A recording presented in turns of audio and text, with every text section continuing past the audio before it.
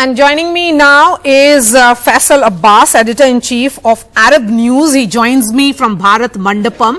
And Faisal is here in India for the coverage of the summit. Faisal, really appreciate your time. The big takeaway and of great interest to the Arab countries would be this historic and first of its kind initiative on cooperation with regards to connectivity and infrastructure involving India, UAE, Saudi Arabia, European Union, France, Italy, Germany and USA. Give us the kind of importance and significance this India, Middle East, Europe economic corridor will have in future.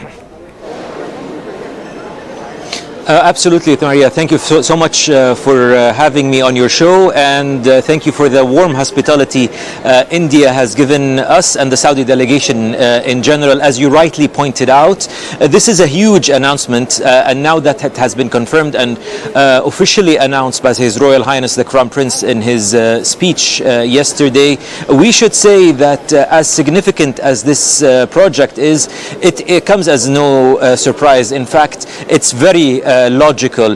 Saudi Arabia and India consecutively are the two largest growing economies in the G20. As we speak now, there are more than 8 million Indian expats living and working in the GCC countries. As we've seen over the past few years, the interconnectivity and the interdependence of the world in different places across the world hasn't been any more important. So a project like this connecting India to the Arab world, to Europe, cannot come at a better time, and I cannot even stress how important it is. Yes, and IMCC-EC as it is called, and we can see those tweets that have been put out by Joe Biden in particular, who has taken great pride that an announcement of this nature has happened in Delhi. This will consist of two separate corridors. First, East Corridor, which will connect India to West Asia, that is the Middle East, and the Northern Corridor, which will connect West Asia, Middle East to Europe. It will also include a rail line and also a ship-to-rail transit. So, in terms of the sheer ambitious nature of it, Faisal, would you say that it's ambitious and also an answer to Chinese BRI? Look, there are two separate points. First one is the ambition. Ambition is the key word here. And as you've seen yesterday and previously when His Royal Highness Crown Prince Mohammed visited in February 2019, there is a deep personal bond and a lot of chemistry between His Royal Highness and His Excellency Prime Minister Modi. And the key word here is ambition. The ambition is through the roof. Both countries are the fastest growing economies in the G20, and both believe in the peace and prosperity and sustainability, not just for their own countries but for their whole world. So that's the key that's driving this and making this happen. As for your other point regarding China, look, each country will look at it from its own perspective, but I seriously doubt world leaders on this level will be looking at not at their own interest first. The question is, does this connectivity between India, the Arab world, and Europe serve the interests of India, the Arab world, and Europe? And the answer is absolutely yes. Think of the 8 million expats living in the GCC country, Indian expats, how easy it's now going to be for them to connect back and forth to their home country in India, although we truly believe they are in their second home in our countries.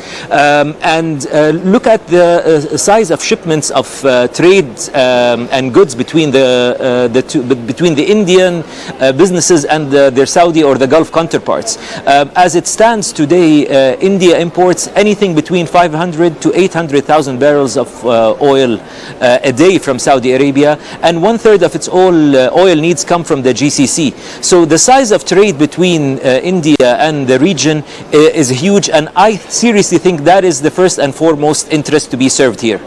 And it is being called as modern day spice route, Faisal, linking Europe, Middle East and India, as I said.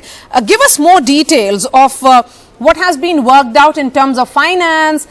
President Joe Biden has not said much, but Mohammed bin Salman did talk about it in terms of $20 billion, which will be used for this entire project.